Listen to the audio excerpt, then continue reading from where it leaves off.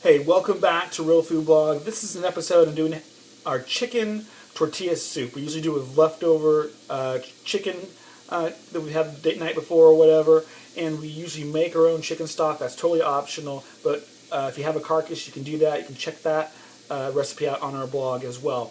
But I'm not going to show you that. I'm going to show you how to do our tortilla chicken soup, and you also use like a shredded leftover rotisserie chicken. You can just shred it and use that as well, okay, or any chicken you have, basically.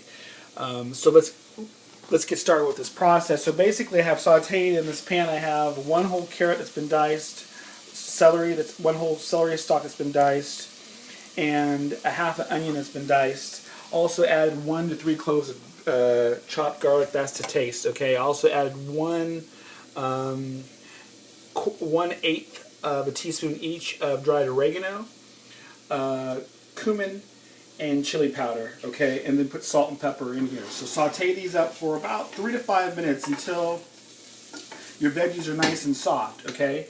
And then what we're going to do is we're going to add in a half a can to a full can of tomato paste, okay. That's what's going to help thicken it and give it some richness in your soup. And then remember this, if you watch the preview, use any verde or any red sauce or green sauce base that you've got in your cupboard, okay, probably about up to a can's worth of it, okay, so it's always great to have that. I just happen to have some homemade stuff that I'm going to use as a base. The reason that is it has all the flavors that I'm looking for in my soup. It's got the pasillas that have been roasted, it's got tomatoes and onions and cilantro and garlic, and all the Mexican flavors that I want in my soup are in that base. So a great can of verde or a great can of roja will do the trick. Incorporate it and mix it in with the tomato paste, okay? And then it's pretty simple because we've got cotija cheese left over, or any cheese. We've got some green onions left over. That's what we're going to add at the end when we serve this. I've got some salsa that I'm going to add in here, the base, because it's got serranos and cilantro and all of that in there. Then I'm going to save these radishes that we had during the week for garnish as well. So I'm going to save all this for the end.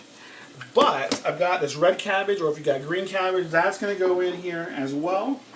It'll cook down, okay, so you can put a lot in, and if you got some left over, don't know what to do with it. I'm going to add the chicken towards the last 5 minutes of cooking since it's been cooked, reserving some cilantro, some fresh cilantro, some lemon or lime to squeeze in, okay? And then, so I'm going to show you what it looks like right now, and then we'll take a break and finish the soup off. So basically, at this point, we've got the cabbage in here that is sauteing with the other vegetables that we have, and now we're going to start adding the chicken stock, okay?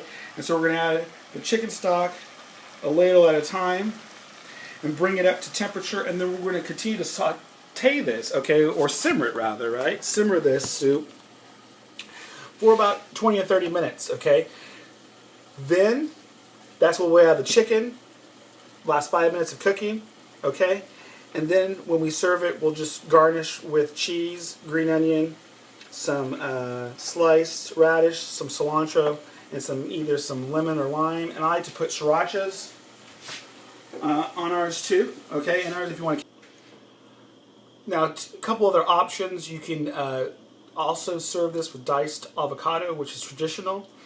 You also can finish it with cream before you serve, or you can put a dollop of sour cream in as well. Those are just a couple of different options I left out. Thank you for watching Real Food Blog from our family years. We'll see you next time.